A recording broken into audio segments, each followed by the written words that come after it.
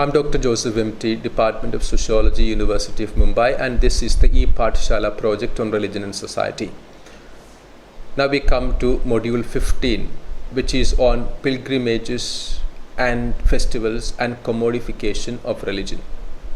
Now in this module we are looking at the kind of socio-economic processes and the way that it relates to religious practice.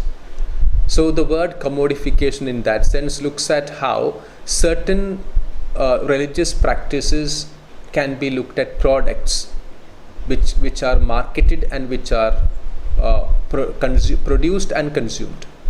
And we look at it in the context of both capitalism and globalization, and the way that it is the contemporary forms of this kind of a commodification. And that is what we will look at in this module. Module 15, Pilgrimages, Festivals and Commodification of Religion. We start with religion and commercialization of the sacred. This section examines the part globalization has played in ushering commodification and commercialization of religion. People are celebrating all sorts of festivals in the globalized setup. From Halloween to Panch Ganpati, the festivals coalesce around the idea of pomp and show and a sense of the new spaces of individualism. The practice of rituals and observance of beliefs is heavily influenced by what is happening around the world. The same idea is also expressed by Ulrich Beck, one of the globalization's staunch critics. I quote, "Globality means that from now on, nothing which happens in our planet is only a limited local event. We must reorient along a local global axis. The girls believed to be in guise of the goddess are given sweets, gifts and money. The relationship between the goddess disguised as a young girl and devotee who calls upon the whole ritual can be seen as commodified around monetary transactions. The celebration of Valentine's Day is another example where market invented yet such festivals and commodified the associated rituals of gift giving. To commercialize a festival or pilgrimage, the market simply needs a non-event. It can commodify into a cash nexus, exchange cash for goods or services. Human relationships and mode of productions are reduced to monetary exchange. For instance, to commemorate Navaratri Ashtami Puja, the market nowadays is flooded with commercialized gift items, which the devotees give to young girls. To understand the connection between religion, globalization, and commercialization of the sacred, we can now borrow the idea of scapes outlined by Arjun Appadurai. Following the idea of ethnoscape, which refers to the migration of people across cultures and borders, we observe how the world and its communities are not static but mobile. People migrate to different spaces with their own cultural value systems, and this gives rise to a new form of value systems on interacting with the value systems of the new spaces. These interactions can produce both situations of harmony as well as conflict. For instance, many Asian communities in the US celebrate their festivals in a westernized manner. They dance on rock garba and celebrate Diwali in an altogether different manner. When ethnoscapes get entwined with technoscapes, it brings about new types of cultural interactions and exchanges through the power of technology, or financescapes, global flows of money, especially on religious lines. We observe that it promotes religiosity of a particular sense. For example, technoscapes can accelerate the speed of flow of information on different lines, including those based on religiosity. Technoscapes connect people electronically around the globe and provide an apparently endless supply of religious information from newspapers, discussion groups, online books, policy documents, and religious sites of every kind. The internet also provides instant access to bizarre cults, crude opinions presented as religious facts, and endless advertisements. Commercial advertisements publicizing divinely lucky charms are not unknown to us. Then comes the mediascapes, which refer to the rise in media production and distribution, that is the newspapers. In this light, it is important to mention the term rush hour of the gods, as used by H. Neil Macfarlane, to describe the proliferation of new expressions of religiosity in Japan in the immediate aftermath of the Second World War. The term rush hour was supposed to signify the overwhelming religious and spiritual options given to the ordinary people through mass media. Such frenzied search for spiritual remedies for material concerns is not uncommon in today's world. The reflection of these arguments can also be seen in the work of Meera Nanda. Author gives us a detailed analysis of the aspect of commodification of religion, at least the way it took place within Hinduism. She sees new Indian religiosity and commodification of religion as a response to India's headlong rush into the global economy. She says, "There is no doubt that growing religiosity is, at least in part, a response to a new socio-psychological needs created by neoliberalism and globalization." She gives a number of representative examples to show a complex of religious landscape where new rituals and new gods are being invented, old gods are being modified, and new gurus are mixing up spiritualism with capitalism and consumerism. Christopher Fuller's 2003 monograph, Renewal of Priesthood, describes installation of golden cars, gold and silver plated chariot-like structures in the famous Meenakshi temple in Madurai, which the devotees can rent for ceremonial processions. Two other invented rituals are drawing huge crowds. The first involves reenactment of the divine Meenakshi Sundareswara wedding, and for yet another fee, devotees can also buy the privilege of placing a diamond crown and golden body plates on the idol of Meenakshi. Nanda mentions in her book that these newly invented rituals were being performed at least 10 times per month in the year 1994-95. Many old religious observances are finding new, more modern and consumerist uses. For example, Akshaya Tritiya, which falls in the month of May, was considered to be astrologically auspicious for marriages and other ventures. But its modern and hyper-consumerist phase, it has now begun to be celebrated as auspicious for buying gold. The presumed auspiciousness of Akshaya Tritiya is getting a corporate makeover. Nanda notes that in the year 2006-7, a very conservative estimate puts gold purchases on that day at 38 tons, compared with the daily average sale of 2 tons. Besides, the local deities who are once considered guardians of the community and who protected against diseases like smallpox and other illnesses are now being besieged for blessings for material success. To mark the god's omnipotence, people have started keeping his miniatures at different places in homes or offices. This is not to mean that such a phenomenon was completely absent in early times, but the extravagance which the divine has started to be treated with is certainly a new phenomenon. For instance, Sri Ravi Shankar has built a global spirituality program called Art of Living, which stresses upon yogic breathing to ease tension and pressures of our professional lives. It organizes rock satsangs in their Bangalore ashram, which draws a crowd of nearly the religiosity. The poor turned out to be twice as religious as the rich. The second explanation is that 3,000 people every day. People sing along with the dance to devotional songs. The question arises why people are increasingly getting religious, which has necessitated the need to endorse commodification of religion. How do we explain this? The new middle elite and the middle classes increasingly reveal in ritualism, idol worship, fast, and other routines of popular spiritual culture. According to a recent study, religious trips account for more than 50% of all package tours, much higher than leisure tour packages at 28%.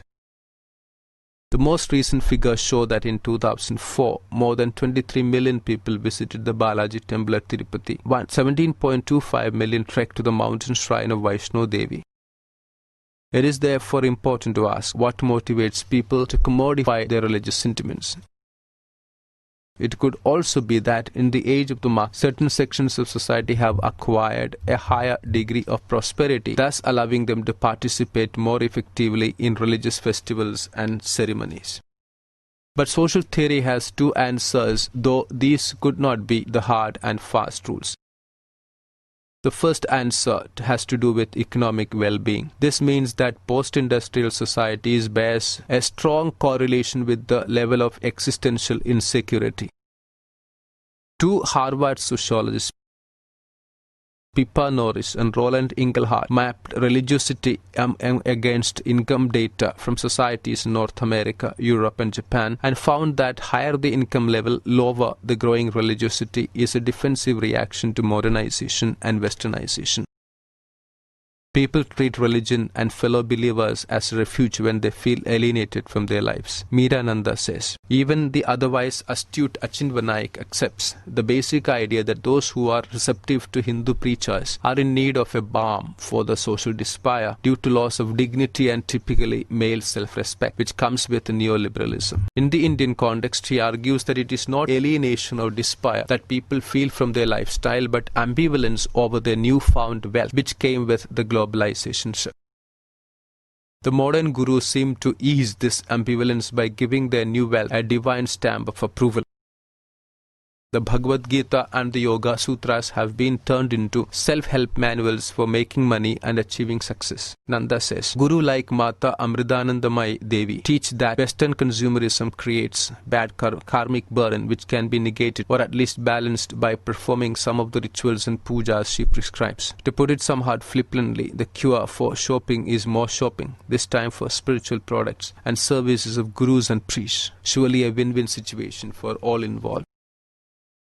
Another set of questions regarding the commodification of religion can be seen in the light of religious economy. The religious market consists of different producers of religious goods that compete with each other for the sympathies of a particular group of religious consumers. The power struggles in the market generate a proper dynamic and create fashion cycles. In the case of religion, fashion cycles define which types of practice are religiously legitimate and fashionable for certain social groups and which are not. For instance, meditation techniques from Zen and Pranayama, transcendental meditation have all been eulogized by the consumers. In the late modernity, inherited commitments to religious congregation have increasingly lost their strength, and the religious individual has lost a consumer of religious goods. Consumer in this case searches for, compares and selects a meditation technique according to his taste. Sociological aspects of religion. While discussing the process of commodification of religion and its subsequent causes, it is equally vital to know about the role of rituals, festivals, and pilgrimages in human life. Why does a human being participate in festivals and pilgrimages? Durkheim, while elaborating upon segmental societies or mechanical solidarity in his seminal work, The Elementary Forms of Religious Life, thought that such religious enactments strengthen individuals' attachments with each other. Ritual observances and common celebrations increase their attachments to society by consecrating their acts, giving them a common identity that is enacted and reenacted in the form of festivals and periodic pilgrimages. Religious rites performed during festivals provide them with a form of social representation in which they see themselves as a group with common origins. The special cohesion that emerges during these collective religious enactments absorbs the individual into the special mass of the point till the individual becomes almost indistinct. Durkheim referred to these periodic ceremonies of ritual enactments as effervescent assemblies, as these intensify social activities across the groups. Material things that are commodities of religion, as well as ritual objects such as idols, fresh flowers, framed pictures of deities, and prayer altars, are regarded sacred and holy. Durkheim, too, while giving the definition of religion, identified two central elementary forms of religious life.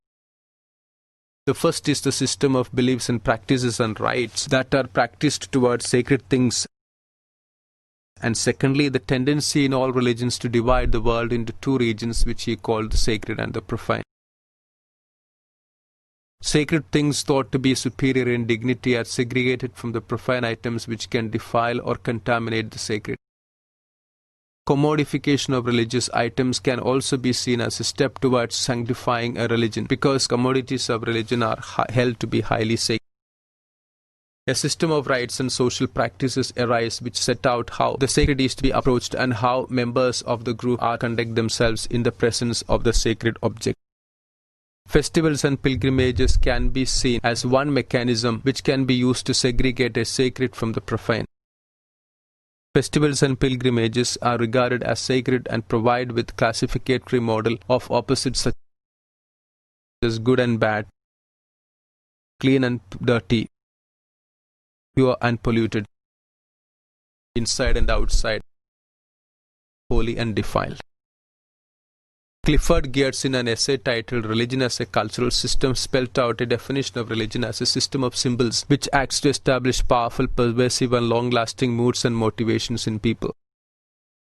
In religious symbols, worldview and ethos, the way we see the world and the way we live in it seems to fit together perfectly to that each of them reinforces the other.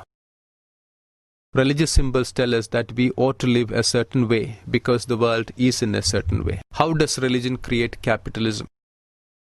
The influence of capitalism is also quite evident on the consumption of religious objects, material religion, and vice versa. There are certain social preconditions to economic development like religion. This is so because religion drives culture and social forms which in turn advance development. Legitimacy to trade in religious commodities which are ultimately consumed as ritual objects by devotees is sometimes sanctioned by the religion itself. Max Weber, in his book The Protestant Ethic and the Spirit of Capitalism, studied the relationship between ethics of ascetic Protestantism and the emergence of the spirit of modern capitalism. Weber argues that religious ideas of groups such as Calvinists played a role in creating the capitalist spirit. Religion as the potential cause of the modern economic conditions is evident because Calvinist religious doctrine value profit and material success as signs of God's favor. Other religious groups such as the Pietists, Methodists and Baptist sects had similar attitudes to a lesser degree. Weber argues that this new attitude broke down the traditional economic system, paving the way for modern capitalism. However, once capitalism emerged, the Protestant values were no longer necessary, and their ethic took on a life of their own. The result of this well-educated, highly skilled, diligent workforce and large pools of capital. We are now locked into a spirit of capitalism because it is so useful to the modern economic activity. Consequences of commodification of religion. Number 1.